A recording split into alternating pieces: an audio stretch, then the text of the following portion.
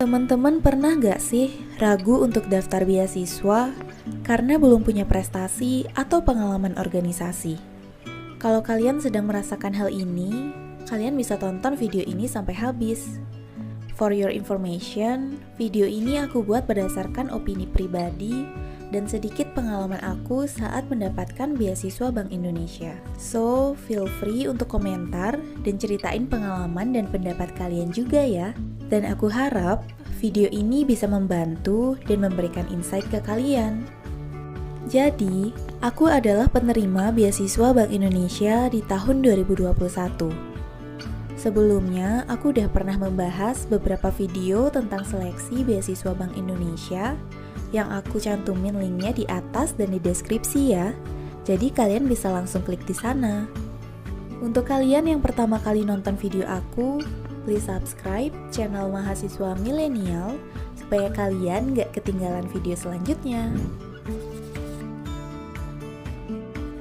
Jadi aku akan bahas dulu kenapa kalian seharusnya tetap daftar beasiswa walaupun gak punya prestasi atau pengalaman organisasi.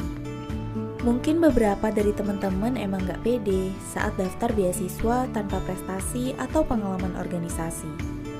Tapi kalian harus yakin bahwa kesempatan untuk lolos selalu ada.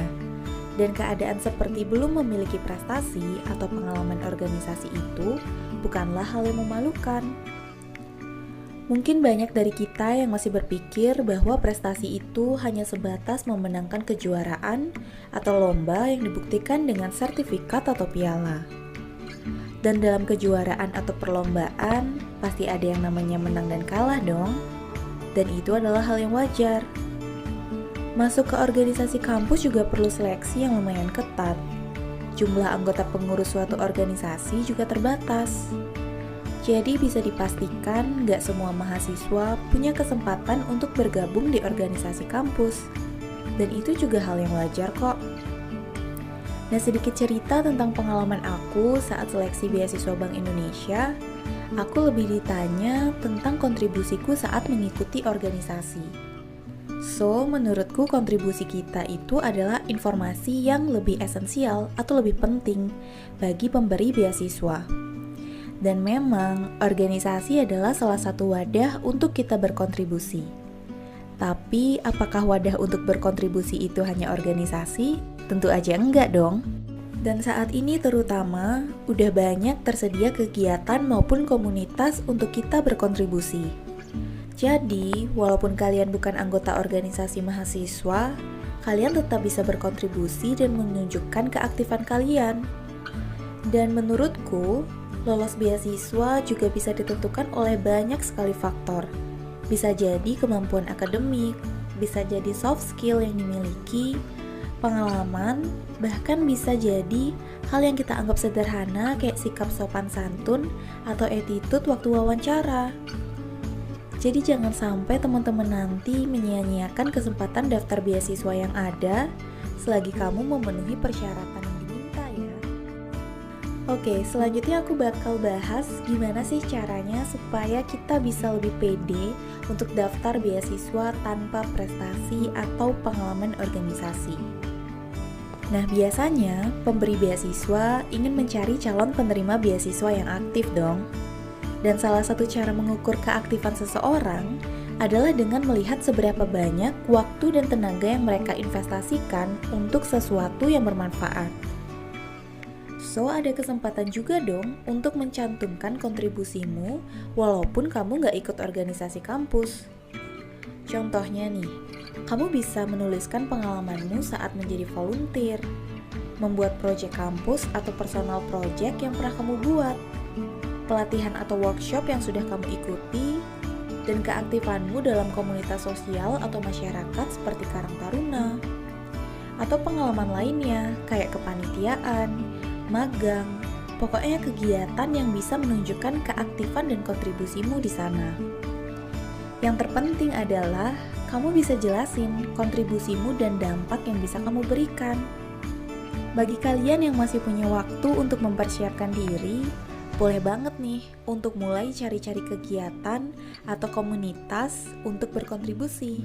Hitung-hitung sekalian tambah pengalaman juga ya. Nah, sedikit tips dari aku, kalian bisa menyampaikan keaktifan dan kontribusi kalian dengan jujur dan sebenarnya. Dan dalam menunjukkan keaktifanmu, jangan sampai kamu mengabaikan kuliah sebagai kewajiban utamamu ya.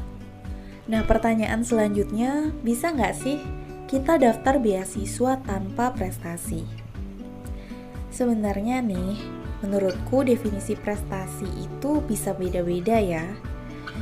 Kalau aku sih ngelihatnya prestasi itu nggak sebatas hanya kejuaraan yang ada di piagam aja.